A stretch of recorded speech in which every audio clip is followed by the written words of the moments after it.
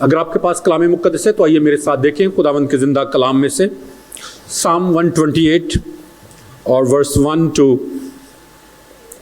6। क्या ही धन्य है हर एक जो यहोवा का भय मानता है और उसके मार्गों पर चलता है। तू अपनी कमाई को निश्चय खाने पाएगा, तू धन्य होगा और तेरा भला ही होगा। तेरे घर के भीतर तेरी स्त्री फलवंत दाखलता सी होगी, तेरी मेज के चारों ओर तेरे बालक जलपाई के पौधे से होंगे। सुन, जो पुरुष यहोवा का भय मानता हो वह ऐसी ही आशीष पाएगा। यहोवा तुझे सिय्योन से आशीष देवे और तू जीवन भर यरूशलेम का कुशल देखता रहे, वरन तू अपने नाती पोतों को भी देखने पाए, इज़राइल को शांति मिले। आमीन आमीन। खुदावंद के ज़िंदा कलाम के पढ़े जाने पर खुदावंद की बरकत हो। आमीन। आमीन। मैं इस हिस्से को दोबारा से पढ़ूंगा, प्लीज़ गौर से सुने। 2 दफ़ा पढ़ने का मकसद ये होता है कि अगर आपने पहली दफ़ा गौर से नहीं सुना तो दूसरी दफ़ा आप ज़रूर गौर से सुन सकें। लिखा है, मुबारक है हर एक जो खुदावंद से डरता है और उसकी राहों पर चलता है। तू अपने हाथों की कमाई खाएगा, तू मुबारक और सादतमंद होगा। तेरी बीवी तेरे घर के अंदर मेवादार ताक की मानिंद होगी और तेरी औलाद तेरे दस्तरखान पर जैतून के पौधों की मानिंद। देखो, ऐसी बरकत उसी आदमी को मिलेगी जो खुदावंद से डरता है। खुदावंद सयून में से तुझको बरकत दे और तू उम्र भर यरूशलेम की भलाई देखे, बल्कि तू अपने बच्चों के बच्चे देखे, इस्राएल की सलामती हो। खुदावंद के ज़िंदा कलाम के पढ़े और सुने जाने पर खुदावंद की बरकत हो। आमीन। खुदावंद का शुक्र हो। आज कलाम मुक़द्दस में से थोड़ी देर के लिए जो बात मैं आप सबके साथ बांटना चाहता हूँ उसका उन्वान है अ ब्लेस्ड फादर, एक बाबरकत बाप, एक बाबरकत बाप। इससे पहले कि इस चीज के बारे में मैं बयान करूं, बरकत को आप क्या समझते हैं? What is blessing? जी, ब्लेसिंग का जब जिक्र आता है तो क्या ये चीज है जो आपके जहन में आती है? याद रखें, बरकत को आप एक लफ्ज में नहीं बयान कर सकते, लेकिन what ever comes in your mind you can just share. कामयाबी, खुदा का रहम, खुशी, रहम खुदा का। और व्हाट इज ब्लेसिंग? प्रोटेक्शन और खुशी, फेवर। और हाँ जी, हाँ जी, मटेरियल ब्लेसिंग्स, स्पिरिचुअल और मटेरियल ब्लेसिंग्स। जी, और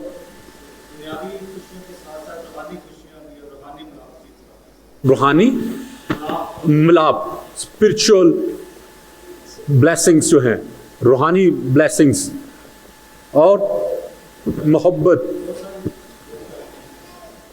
बहुत सारी में क्या है, बाज़ का तुम्हें पता नहीं क्या होता है, क्या है, यही तो पूछने का मकसद है। सेहत, जी, और क्या आता है आपके ज़हन में बात? और बस इतनी बातें हैं। जिंदगी, जी, सेहत, जी, और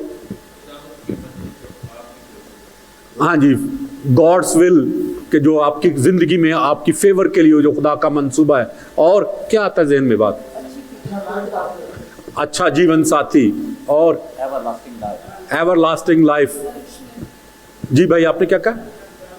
हेल्थ और वेल्थ, और ओके, और फ्लोरिशमेंट। हाँ जी, और भी आगे बढ़े, बहुत सारी ब्लेसिंग जो खुदावन ने दी है। भाई ने एक भाई ने बयान कर दी अच्छी बीवी, और बाकी कुछ नहीं। अच्छी औलाद की तरफ मैं चाहता था कि आप आए, कि आप उसको समझे कि औलाद जो है ये खुदा की तरफ से एक बहुत बड़ी ब्लेसिंग है।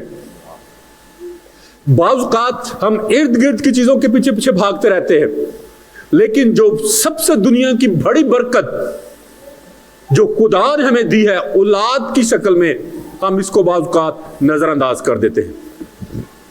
माल और दौलत का होना कोई बहुत बड़ी बात नहीं है।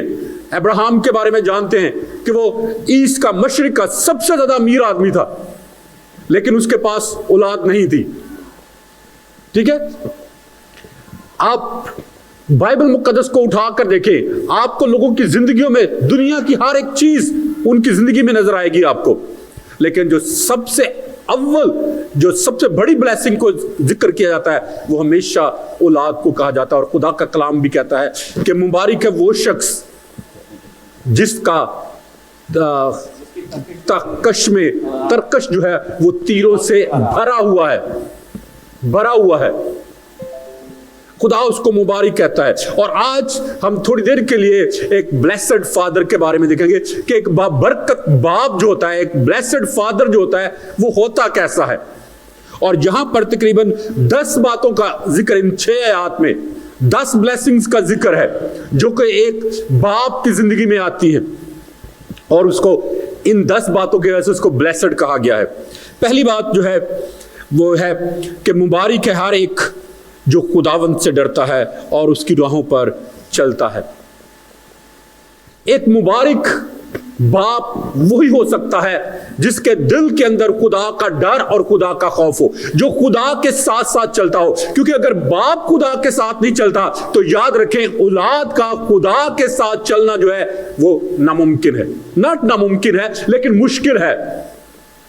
क्योंकि औलाद जो है वो अपने वालिदैन को फॉलो करती है, वो उनको देखकर अपना जो लाइफ स्टाइल है उसको अपनाती है, या जिस तरीके से वो मेहनत करते हैं उस तरह से वो मेहनत करने वाले बन जाते हैं। वो अपने वालिदैन को कॉपी करते हैं। और आई डोंट नो कि आपको याद होगा या नहीं कि जब हम पाकिस्तान में छोटे होते थे तो एक कमर्शियल आती होती थी टीवी पे कि एक माँ जो है अपने बच्चे को पढ़ा रही होती है, बाप जो है वो बाहर से आता है और वो अपनी जेब में से सिगरेट का पैकेट निकालता है, माचिस के साथ वो सिगरेट का वो लगाता है और बैठ के पीना शुरू कर देता है। बच्चा जो पास बैठा होता है वो पेंसिल को अपने मुंह में डालता है और उसी माचिस से वो पेंसिल को आग लगाने की कोशिश करता है। किसी को याद है या नहीं?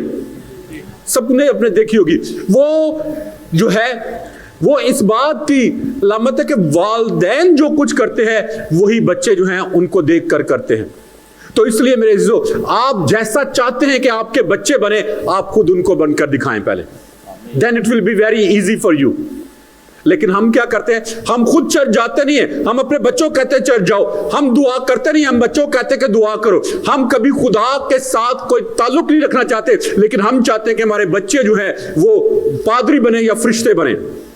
ये नामुमकिन है, क्योंकि अगर जो कुछ हम अपने बच्चों को बनाना चाहते हैं, अगर हम उनके लिए एक रोल मॉडल होंगे तो ही हमारे बच्चे जो हैं वो खुदा की राहों पर चलेंगे, वरना नहीं। इसलिए मेरे अज़ीज़ों, ख्वाहिश सिर्फ करना जो है वो काफी नहीं है, बच्चों का अच्छा मुस्तकबिल देखना ये काफी नहीं है, लेकिन उसके लिए तगोदो करना, मेहनत करना जो है ये भी बहुत जरूरी है। और कलाम मुक़द्दस बयान करता है कि अगर आप चाहते हैं कि आपको खुदा बरकत दे और आप एक ब्लेस्ड फादर हो, तो उसके लिए जरूरी है कि पहले आप खुदा की राहों पर चलें, पहले आप खुदा के साथ चलें, पहले आप खुदा के कलाम को अपनी जिंदगी में पूरा करें। तो फिर जब आप अपने बच्चों को कहेंगे तो वो आपकी बात को मानेंगे भी, और फिर आपके अल्फाज में कुव्वत भी होगी। वो आपके अल्फाज जो है वो आपकी औलाद के ऊपर असर भी करेंगे, वरना जो है वो अल्फाज जो है वो बस हवा से टकरा कर वापस आ जाएंगे या छत से टकरा कर वापस आ जाएंगे। आप बच्चों को कहते रहेंगे चर्च जाया करो, चर्च जाया करो, कोई नहीं सुनेंगे। आप उनको कहते रहेंगे सुबह उठ के दुआ करया करो, दुआ करया करो, वो कोई नहीं सुनेंगे। आप उनको कहेंगे कि इस बुरी सोसाइटी को छोड़ दो, वो नहीं छोड़ेंगे, क्योंकि आपके अल्फाज जो है वो खोखले अल्फाज होंगे। और अगर आप चाहते हैं कि खुदा आपको एक ब्लेस्ड फादर बनाए, तो उसके लिए जरूरी है कि पहले आप खुदा का डर और खौफ अपनी जिंदगी में रखें, पहले आप खुदा की राहों पर चलें, तो फिर आपकी औलाद जो है वो ऑटोमेटिकली खुदा की राहों पर चलना शुरू कर देगी। और अगर आपके जिंदा रहते हुए वो नहीं भी चलेगी, तो याद रखें कलाम मुक़द्दस में लिखा है कि खुदा की ब्लेसिंग जो है वो 1000 बरस 1000 नस्ल तक रहती है। खुदा सजा जो है वो 7वीं पुश्त तक देता है, 7th जनरेशन तक खुदा सजा देता है, लेकिन ब्लेसिंग जो है वो 100 जनरेशन तक देता है। आपकी ब्लेसिंग जो है वो आपकी आने वाली जनरेशंस को महफूज रखेगी। कैन यू से आमीन? लेकिन ये उसी वक्त होगा जब आप खुदा के साथ चलने वाले होंगे और जब आप खुदा की राहों पर चलने वाले होंगे। और मैं अक्सर कहता हूं कि फादर होते हुए जब खुदा ने हमें हेड ऑफ द फैमिली बनाया है तो God has made us a person of authority. खुदा ने हमें अख्तियार का शख्स दिया, बनाया है, मर्द इख्तियार बनाया है खुदा ने हमें। और वो अख्तियार जो है वो हमारी जिंदगियों में काम करता है और खुदा चाहता है कि वो पॉजिटिवली काम करे, ना कि नेगेटिवली। बात की समझ आई है या नहीं? मैं नहीं समझ आई बहुत सारे लोगों को। आप सब जानते हैं आदम और हवा के बारे में। कलाम मुकद्दस में लिखा है कि खुदा ने आदम से कहा था कि इस नेकी और बदी के पहचान के दरख्त के फल में से ना खाना। खुदा ने उनको मना किया था क्योंकि जब तुम खाओगे तो तुम मर जाओगे। लेकिन क्या ख्याल है, जब हवा ने फल खाया तो क्या हवा मर गई थी? क्या हुआ था हवा की जिंदगी में?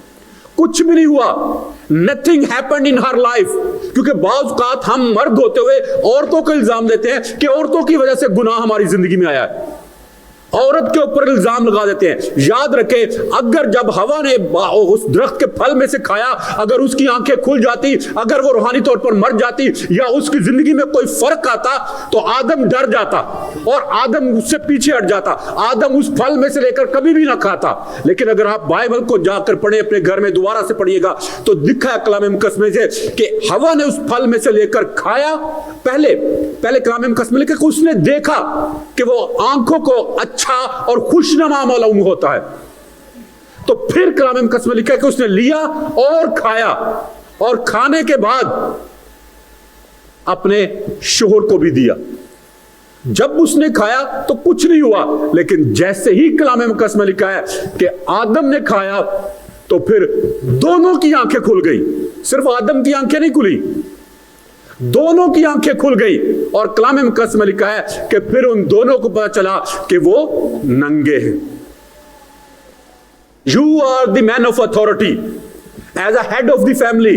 अगर आप गुनाह को इजाजत देंगे आपके खानदान में आने के लिए तो गुनाह आपकी जिंदगी में आएगा। क्योंकि कलाम मुकद्दस में लिखा है कि तू ईमान ला तो तू और तेरा घराना निजात पाएगा। और ये बात जो है वो मर्द के बारे में कही गई है, ना कि बच्चों के बारे में कि अच्छा तू ईमान ला तो तू और तेरे वालिदैन जो है वो सब निजात पाएंगे। नहीं, ब्लेसिंग हमेशा ऊपर से नीचे को आती है, नीचे से ऊपर को नहीं जाती है। तो इसलिए वालिदैन होते हुए, खास तौर पे फादर होते हुए मेरे अजीजों, God has given us a responsibility. खुदा ने हमें एक जिम्मेदारी दी है।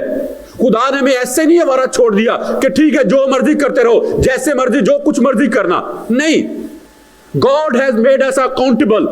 जब आदम को खुदा ने बाग अदन में रखा था तो खुदा ने उसको ऐसे नहीं छोड़ दिया कि ठीक है ऐशी कर बाग अदन के अंदर। नहीं, बल्कि कलाम मुकद्दस में लिखा है कि खुदा ने उसको बागबानी की जिम्मेदारी दी कि तूने ये काम यहां पर करना है। और ना सिर्फ ये काम करना है बल्कि कलाम मुकद्दस में लिखा खुदा सारे जानवरों को उसके सामने लेकर आया और उसको जिम्मेदारी दी कि अब तू इनके नाम रख। खुदा भी खुद से भी उनके नाम रख सकता था, लेकिन खुदा ने यह जिम्मेदारी आदम को दी क्योंकि उसने उसको काम सौंपा कि हम कुछ करें, ये नहीं कि फारिग बस वेले बैठे रहिए। नो मेरे अजीजों, अगर आप चाहते हैं कि खुदा आपको एक ब्लेस्ड फादर बनाए और अपने खानदान के लिए एक रोल मॉडल बनाए, तो फिर जरूरी है कि आप खुदावन की राहों पर चलें। क्योंकि जितना ज्यादा आप खुदा के साथ चलेंगे उतनी ज्यादा आप सरफराजी पाएंगे। जितना ज्यादा आप खुदा से दूर होंगे उतनी ही जिल्लत और रुसवाई आप दुनिया में उठाएंगे। इसलिए दूसरी बात, एक ब्लेस्ड फादर जो है वो है तू अपने हाथों की कमाई खाएगा। तू अपने हाथों की कमाई खाएगा। और बहुत दफा आपने देखा होगा कि कई फादर्स हैं जो बहुत मेहनत करते हैं, बहुत काम करते हैं, लेकिन वो उन ब्लेसिंग्स को खुद से एंजॉय नहीं कर पाते। सिर्फ बच्चों के लिए ही करते रहते हैं, दूसरों के लिए ही करते रहते हैं। तो यहां पर ये एक ब्लेस्ड फादर की एक ब्लेसिंग है कि तू अपने हाथों की कमाई खाएगा। You will enjoy what ever you will earn. बहुत दफा फादर जो हैं, हम दूसरों के लिए जिंदगी गुजारते रहते हैं, अपने बीवी के लिए, अपने बच्चों के लिए, अपने बहन भाइयों के लिए और दूसरों के लिए हम कुछ ना कुछ करते रहते हैं। और अगर कभी हमें एक वक्त का मील अपने लिए स्पेंड करना चाहिए तो कहते हैं फादर यार रहने दो यार, बच्चे वास्ते ले जाने हैं। ये सैक्रिफिशियल हार्ट जो है, ये खुदा ने एक बाप को दिया है कि वो अपने से ज्यादा अपने बच्चों के बारे में सोचता है। एक बाप जो है वो हमेशा कुर्बानी के जज्बे से सरशाद रहता है और वो अपने बच्चों के लिए और अपने खानदान के लिए सैक्रिफाइस करने के लिए हर वक्त तैयार रहता है। एक बाप जो है वो खुद को मार कर अपने खानदान को जिंदा रखता है, वो अपनी ख्वाहिशात को मारता रहता है, वो अपने इरादों को तर्क करता रहता है, वो जो कुछ करना चाहता है वो कहता है खैर है यार, हुन मेरी उम्र तो गुजर गई, let my children have this thing, let them celebrate, let them have fun in their life, और जो मैं नहीं कर पाया वो मेरे बच्चे अपनी जिंदगी में करें। That is a father. और एक बाप अपने खानदान के लिए एक जंगजू की तरह हालात का मुकाबला करता है, हालात के साथ लड़ता रहता है, लेकिन कभी हिम्मत नहीं हारता, कभी मुश्किलात का फंस कर हिम्मत नहीं हारता और कभी बैठकर रोता नहीं है। वो कभी भी ये नहीं कहता कि हुण मैं की करा, मेरे को नहीं हुंदा। He always keep trying, he always keep trying। वो कोशिश करता रहता है ताकि उसके खानदान को एक अच्छी जिंदगी मिले। एक बाप अपने बच्चों के चेहरों पर खुशी देखने के लिए हजारों दुख जो है वो अपनी जिंदगी में सह जाता है, हजारों बार अपनी ख्वाहिशात को कुर्बान कर देता है, हजारों बार वो अपने मन की मर्जी को छोड़ देता है। वो कहता है खैर है यार, कोई गल नहीं। लेकिन मेरे अजीजों, खुदा एक बाप को जब खानदान का सरबराह बनाता है, एक शख्स को जब बाप बनाता है, तो खुदा अपनी खूबियां जो है वो उसके अंदर डाल देता है। और खुदा ने हमें बाप होने का जब शर्फ दिया है तो उसने इसलिए हमें बाप बनाया है ताकि हम खुदा बाप की हकीकी मोहब्बत को और उसके रहम को और उसके दिल की कैफियत को जान सकें कि एक बाप का दिल कैसे उसकी औलाद के लिए तड़पता है। और इसका नमूना खुदावंद यीशु मसीह को देकर खुदा बाप ने अपनी मोहब्बत को हमारे साथ शेयर किया है। एक बाप अपना मुस्तकबिल जो है वो अपने बच्चों की जिंदगी में देखता है। जो वो खुद नहीं कर पाया वो चाहता है कि उसके बच्चे कर पाएं, जिन चीजों को वो खुद नहीं एंजॉय कर पाया वो चाहता है कि उसके बच्चे उन चीजों को एंजॉय करें। एक बाप अपने बच्चों के ख्वाब कभी भी मिट्टी में मिलने नहीं देता। वो अपने बच्चों के ख्वाब पूरे करने के लिए दिन रात मेहनत करता है। और कलाम मुकद्दस में लिखा है कि जब वो मेहनत करता है तो फिर खुदा ये चाहता है कि वो अपने हाथों की कमाई भी खाए, वो उस ब्लेसिंग को एंजॉय भी करे। लेकिन पता क्या, जब वही बच्चे बड़े हो जाते हैं तो फिर कहते हैं ले तू साढ़े वास्ते की कीता है, हाँ तूने हमारे लिए क्या किया है। एक बाप जब सख्ती और गुस्से के साथ अपने बच्चों की तरबियत करता है तो याद रखें उसके गुस्से और उसकी सख्ती में भी उसका प्यार है, उसकी मोहब्बत है, उसकी शफकत है, क्योंकि वो नहीं चाहता कि उसके बच्चे बिगड़ जाएं, क्योंकि वो नहीं चाहता कि उसके बच्चे जो हैं वो दुनिया की रंग रंगीनी में कहीं खो जाए। जब वो बच्चों को कहीं जाने से आने से रोकता है तो ये नहीं कि वो उनको अनगॉडली कंट्रोल करने की कोशिश करता है, बल्कि he want to protect them. वो नहीं चाहता कि उनकी जिंदगी में किसी तरह से कोई नुकसान हो। एक बाप जब अपने बच्चों को तंबीह करता है तो वो अपनी शफकत का इजहार करता है, क्योंकि वो उन्हें दुख में नहीं देखना चाहता। और कलाम मुकद्दस में भी लिखा है कि छड़ी का इस्तेमाल कर, क्योंकि वो छड़ी से मर नहीं जाएगा, लेकिन उसकी तरबियत कर। जब वो तरबियत करेगा, जब एक तरबियत पजीर बच्चा बड़ा होगा तो वो अपने बाप के लिए, बाप के सर के ऊपर एक ताज की तरह होगा। और एक बाप जो है जब अपने बच्चों को देखता है तो वो अपने आप को उनमें देखता है। एक बाप अपने आप को अपने बच्चों में देखता है। जो कुछ वो खुद नहीं कर पाया होता वो चाहता है कि वो उसके बच्चे कर पाए। और याद रखें, ये सिर्फ एक बाप ही है जो अपने बच्चों को अपने से ज्यादा तरक्की करता हुआ देखना चाहता है। और ये एक बाप ही है जो अपने बच्चों के सारे गुनाहों को जानते हुए, उनकी सारी कमियों कमजोरियों को, उनके सारे गलत कामों को जानते हुए भी चुप रह जाता है,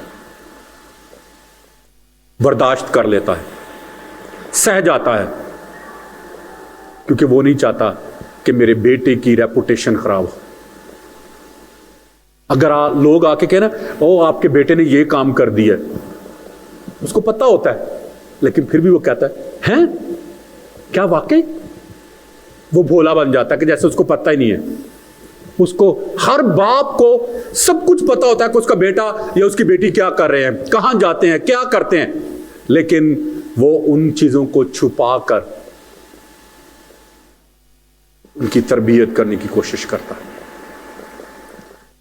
एक बाप कभी भी अपनी जरूरियात अपने बच्चों पर जाहिर नहीं करता, कभी भी नहीं। कभी उन्हें नहीं बताता कि उसे किस चीज की जरूरत है। वो कभी भी नहीं बताता कि मुझे नए कपड़े चाहिए, नए जूते चाहिए, नया मोबाइल चाहिए, नया लैपटॉप चाहिए, बल्कि वो कहता है कि नहीं नहीं, मेरे लिए यही ठीक है, पुराना ही ठीक है, पुराना मुझे कोई नहीं, मेरा काम चल जाएगा। वो मैंने कौन सा कहीं जाना है, मैंने कौन सी शो मारनी है। और आपने देखा होगा कि एक बाप जो है वो हमेशा पुरानी घड़ी, पुरानी जूती, पुरानी शर्ट, पुराने मोबाइल और हर चीज जो होती है पुरानी, उसके साथ वो गुजारा कर लेता है। क्या उसका दिल नहीं करता कि उसके पास नई चीजें हों? करता है, उसका दिल भी करता है, लेकिन वो इस बात में खुशी महसूस करता है कि नहीं, उसके बेटे के पास, उसके बच्चों के पास जो वो नया मोबाइल हो, वो नई जीन्स पहने, नया सूट वो पहने, नए कपड़े वो पहने, नई गाड़ी उसके पास हो।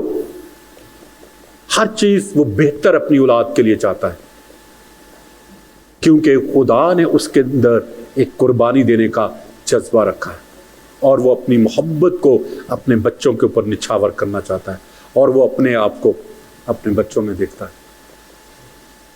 बहुत दफा हम वालिदैन होते हुए, और जब हम वालिदैन, बच्चे जब वालिदैन बनते हैं तो फिर अपने वालिदैन की मोहब्बत को सही तरह से समझते हैं, वरना वो यही कहते रहते हैं, लो जी तुसी की कर दे रहे हो, तुसी किहड़ा बड़ा और सानू हर रोज खिंचदे हुंदे जड़े वड्डे हो गए। वो जब भी कहते हैं कि हमने आपको बड़ी मुश्किल से पाला है, तो कहते हैं कि लो जी बच्चा रोटी देने जाओ तो वड्डे हो जाते हैं, इसकी कमाल। लेकिन जब आप खुद वालिदैन बनते हैं तो फिर आपको पता चलता है कि बच्चों को पालना कितना मुश्किल है। क्योंकि मैं ऐसा ही था, जब मेरे वालिदैन कहते होते थे हमने बड़ी मुश्किल से पाला है, तो मैं यही कहता था, लो जी किहड़ा बड़ा और खिंचना बंदा है। नहीं, लेकिन जब आप खुद बनते हैं वालिदैन तो फिर आपको पता चलता है कि कहाँ तक उन्होंने अपने आप को मार कर आपको इस काबिल बनाया। एक बाप रात दिन काम इसलिए नहीं करता कि वो बच्चों के पास बैठना नहीं चाहता, बच्चों के साथ बात नहीं करना चाहता, या बच्चों की सुनना नहीं चाहता, या उन्हें कुछ अपने सुनाना नहीं चाहता, बल्कि इसलिए वो दिन रात काम करता रहता है कि उसके बच्चों के लिए एक अच्छा मुस्तकबिल हो, उनके पास जिंदगी जो है वो आरामदेह हो। एक बाप अपने बच्चों के साथ इसलिए मोहब्बत का इजहार नहीं करता कि कहीं उसके बच्चे बिगड़ ना जाएं और वो उसकी मोहब्बत का कहीं नाजायज़ फ़ायदा ना उठाना शुरू कर दे, क्योंकि वो उन्हें एक अच्छा मुस्तकबिल देना चाहता है। एक बाप अपनी फिक्रों और परेशानियों को हमेशा अपने पास ही रखता है। वो कभी भी उनका इजहार अपने बच्चों के साथ नहीं करता। वो कभी भी बच्चों को ये नहीं बताता कि नहीं अभी हम ये काम नहीं कर सकते, मेरे पास पैसे नहीं है, मेरी नौकरी नहीं है, मेरा ये नहीं है, मेरा वो नहीं है, या मैं बीमार हूं। वो हमेशा अपने आप को एक परफेक्ट फादर की तरह, एक ब्लेस्ड फादर की तरह अपने बच्चों के सामने पेश करता है। लेकिन वही बच्चे जब बड़े होते हैं तो फिर कहते हैं लाओ जी तुझे की किया साढ़े वास्ते, सारी उम्र बस बाहर काम ही रोड़ा ते खर्च करती थी जिंदगी, कम कम कम हमारे साथ भी कभी आप बैठे हैं, हमारे साथ भी कभी कोई आपने बातचीत की, हमारे लिए भी कुछ किया, हमसे भी आके पूछा कि हमारे दिल में क्या चल रहा है। उसने वो सब कुछ सिर्फ इसलिए किया कि आपको कोई फिक्र ना हो, आपको कोई परेशानी ना हो। एक बाप अपने बच्चों के लिए और उनकी जिंदगियां बेहतर बनाने के लिए कभी भी नहीं थकता। जब भी आप रात को 2 बजे भी आएगा आपका बाप काम करके, तो वो कभी भी आपको ये नहीं कहेगा कि मैं आज बहुत थक गया हूं, मैं बहुत थक गया हूं, तो ये आके मैंने दबाओ जरा। हाँ, वो कभी भी नहीं कहेगा आपको, कभी भी आपसे वो डिमांड नहीं करेगा। That is his love. क्योंकि मोहब्बत के इजहार का तरीका मुख्तलिफ होता है। मां की मोहब्बत का इजहार जो है वो बाप की मोहब्बत के इजहार से मुख्तलिफ है। और लास्ट टाइम शायद आपको याद हो, जब मैंने कलाम शेयर किया था फादर्स डे के बारे में, तो मैंने फादर्स लव और मदर्स लव का जो कंपैरिजन है उसके बारे में मैंने शेयर किया था। माँ कहती रहती है हाय मेरा पुत्र, हाय मेरा पुत्र, हाय मेरा पुत्र, और बाप उसको घूरते रहता है। दोनों की मोहब्बत यकसा है, लेकिन दोनों के इजहार करने में बड़ा फर्क है। बाप जो है वो सख्ती के साथ अपनी मोहब्बत का इजहार करता है, और मां जो है वो प्यार और शफकत और रहम के साथ। इसलिए अक्सर वालिदैन बाप जो हैं वो औलाद की मोहब्बत से महरूम रह जाते हैं, क्योंकि वो बच्चों को पैम्पर नहीं करते हैं। और मां जो है मोहब्बत में आकर बच्चों को बिगाड़ देती है, पैम्पर कर देती है, पैम्पर करती रहती है, हाय मेरा पुत्र, हाय मेरा पुत्र, वो इसको कहीं ये ना हो जाए, भूख लगी होगी, रोटी खाई है कि नहीं, वो सोया हुआ है अभी इसको ना उठाना। और बहनों को मारते रहेंगे ऐसे ही, पता नहीं तुझे भाई सो रहा है, उसको डिस्टर्ब कर रही है। That is their love. लेकिन बाज़ औक़ात हम उनकी मोहब्बत में आकर ऐसे काम कर जाते हैं कि जो बाद में हमारे लिए ठोकर का बाइस बन जाते हैं। दूसरी ब्लेसिंग है कि तू अपने हाथों की कमाई खाएगा, और तीसरी है कि तू मुबारक और सादतमंद होगा, जो फ्लोरिश होगा, फ्लोरिश होगा, तरक्की करेगा। ठीक है। और चौथी ब्लेसिंग है तेरी बीवी तेरे घर के अंदर मेवादार ताक की मानिंद होगी। एक जो ब्लेस्ड फादर होता है उसकी ब्लेस्ड बीवी भी होती है। ये नहीं कि शोहर इधर को जा रहा है और बीवी इधर को जा रही है, शोहर ये कह रहा है और बीवी वो कह रही है। नहीं, कलाम मुक़द्दस बयान करता है कि एक ब्लेस्ड आदमी की बीवी जो है वो अपने शोहर के ताबे होती है। और जब खुदा ने खानदान का हेड बनाया मर्द को, तो फिर औरत जो है वो गर्दन की तरह काम करती है। समझ गए? नहीं समझे? मेरा कोई नहीं समझा। सब समझ गए, समझा कोई नहीं है। सर जो है, हेड जो है, मुझे याद है एक दफा पाकिस्तान में थे, कैंपस क्रूसेड की एक कॉन्फ्रेंस थी चल रही, तो वहां पे एक सिस्टर जो है वो खातून जो है वो कलाम सुना रही थी। तो उन्होंने कहा कि मर्द जो हैं वो सर हैं, तो जरूर है कि औरत जो है वो अपने शोहर के, अपने सर के ताबे रहे। तो एक बहन ने कहा ठीक है, ताबे रहने के लिए हम लोग तैयार है, सर हस्बैंड है तो गर्दन तो बीवी है ना, बीवी ने ही गर्दन को, सर को घुमाना है, जिधर मर्जी घुमाए। तो मेरा गर्दन कहने का मकसद यहां पे ये था कि बहुत दफा हम लोग जो हैं हम इन चीजों को मिक्सअप कर देते हैं। और कलाम मुक़द्दस में लिखा है कि बीवी जो है अपने शोहर से डरती रहे। और डरती का मतलब ये नहीं कि जैसे शोहर में घर में आए तो कांपना शुरू कर दे और एक कोने में जाके घुस के बैठ जाए और कुछ ना करे। नहीं, यहां पर डरने से मुराद है कि रेवरेंस करे, उसकी इज्जत करे, उसका एहतराम करे। और फिर अगली ब्लेसिंग जो है वो है कि तेरी औलाद, जो एक ब्लेस्ड फादर है, उसकी औलाद जो है तेरे दस्तरखान पर जैतून के पौधों की मानिंद होगी। जैतून के पौधे को कभी स्टडी करके देखे, उसको बहुत फल लगता है, इंतहा से ज्यादा उसको फल लगता है। और जैतून का फल जो है, उसके पत्ते तक जो हैं, उसके छिलके तक जो हैं, वो बहुत कारआमद है। उसमें कोई भी ऐसी चीज नहीं है जो वेस्ट हो सके। तो जब खुदा आपको एक ब्लेस्ड फादर बनाता है, तो खुदा फिर आपकी औलाद को स्पिरिचुअल, फिजिकल टैलेंट्स के साथ उनको ब्लेस करता है। और फिर जैसे मैं अक्सर दुआ करता और कहता हूं कि खुदा इन बच्चों को जब हेड ठहराया, सर ठहराया, तो फिर हर एक डिपार्टमेंट में, जिंदगी के हर एक मैदान में हमेशा हेड ठहरे।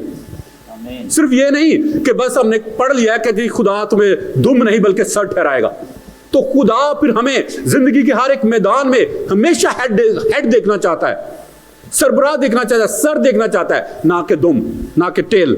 और फिर अगली ब्लेसिंग जो है वो है, देखो ऐसी बरकत उसी को मिलेगी जो खुदावन से डरता है।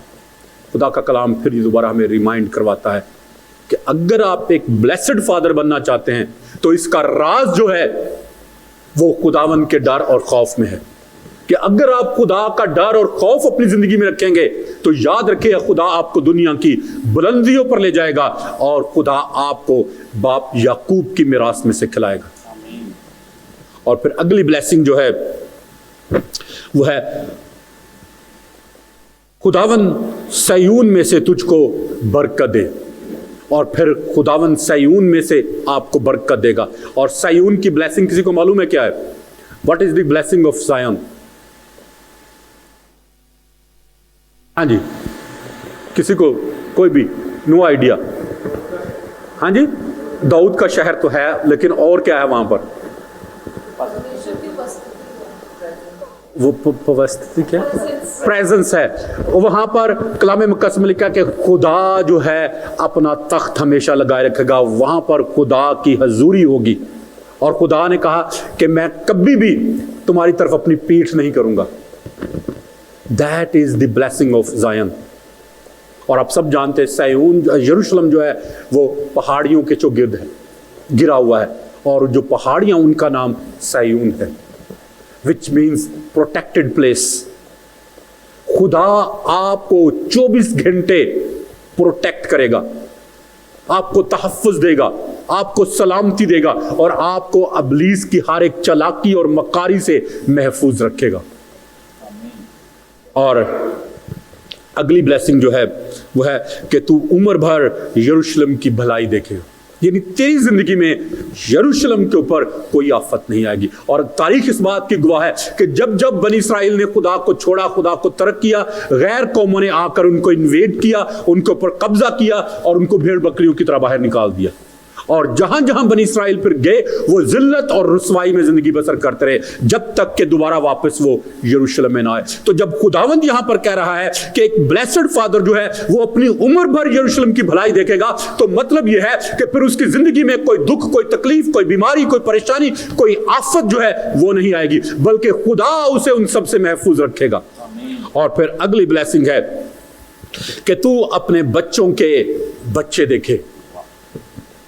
That is the greatest blessing, कि तू अपने बच्चों के बच्चे देखेगा। बच्चों के बच्चे देखना एक बहुत बड़ा अज़ाज़ है जो कलाम मुक़द्दस में है, और कभी वक्त मिला तो फिर ज़रूर इसके बारे में बयान करूंगा। और ऑलरेडी मैं बहुत दफ़ा इसके बारे में बयान कर चुका हूं कि तू अपने बच्चों के बच्चे देखे। और फिर अगली ब्लेसिंग जो है वो है कि इस्राएल की सलामती हो। अब यहां पर खुदा जो है वो सिर्फ यरूशलेम की बात नहीं करता, बल्कि पूरे इस्राएल की बात करता है। और इस्राएल में बनी इस्राएल के 12 कबीले शामिल हैं, वो सब वादे के फर्जंद हैं। और फिर कलाम ये कहता है कि हम, मैं और आप जो हैं वो वादे के फर्जंद होंगे। खुदा अपनी बरकत को हमारी जिंदगी में रिलीज करेगा। खुदा हमारी बरकत को फिर घटने नहीं देगा, कम नहीं होगी, बल्कि वो बढ़ेगी, उसको मल्टीप्लाई करेगा। और फिर हम तरक्की पर तरक्की करते चले जाएंगे। बढ़ाई हमारी बढ़ोतरी जो है वो हमारी जिंदगी में आएगी, फिर तनज़्ज़ुल ही नहीं आएगी। और ये उसी वक्त होगा मेरे अज़ीज़ों जब हम खुदा के डर और खुदा के खौफ में अपनी जिंदगी बसर करेंगे और खुदा की राहों पर चलेंगे। Then we will become a blessed father, वरना नहीं। अगर आप चाहते हैं कि खुदा आपको एक ब्लेस्ड फादर बनाए अपने खानदान के लिए, तो फिर खुदा का डर और खुदा का खौफ जिंदगी में रखना बहुत ज़रूरी है। आइए हम सब अपने सरों को झुकाएं और दुआ करें। Hallelujah, hallelujah.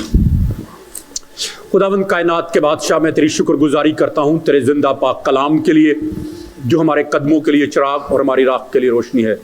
खुदावंद तेरी शुक्रगुजारी करता हूँ कि तूने मुझे अपने कलाम में से दिया और मैंने तेरे कलाम को देनादारी और वफादारी के साथ तेरे लोगों तक पहुँचा दिया। खुदावंद अब मैं तेरी मिन्नत करता हूँ कि तू इस पाक कलाम के वसीले से खुदावंद तो हमारे दिलों को बदल, हमारे जहनों को बदल, हमारे ख्यालात को बदल, हमारी सोचों को बदल बाप, ताकि खुदावंद खुदा हम एक अच्छे फादर बन सकें और खुदावंद खुदा तो हमें फजल दे कि हम एक अच्छे बेटे और बेटियां बन सकें और खुदावंद खुदा हम अच्छे स्पाउस बन सकें, ताकि खुदावंद खुदा हमारी ज़िंदगियों से, हमारे किरदार से और हमारे चाल चलन से खुदावंद तेरे ही नाम को इज़्ज़त और जलाल मिले। खुदावंद तो हमें फजल दे कि हम तेरे जलाल के लिए और तेरी बादशाही की वुसअत के लिए अपनी ज़िंदगियां बसर करें और खुदावंद तो हमें फजल दे कि हम ऐसे ज़िंदगी बसर करें कि हम तुझे पसंद आ जाएं, ताकि उससे सारी इज़्ज़त और सारा जलाल खुदा सालूस तेरे ही नाम को मिले। तेरी शुक्रगुजारी करता हूँ और ये दुआ तेरे प्यारे बेटे अपने खुदावंद यीशु मसीह नासरी के नाम में मांगता और पा लेता हूँ, आमीन।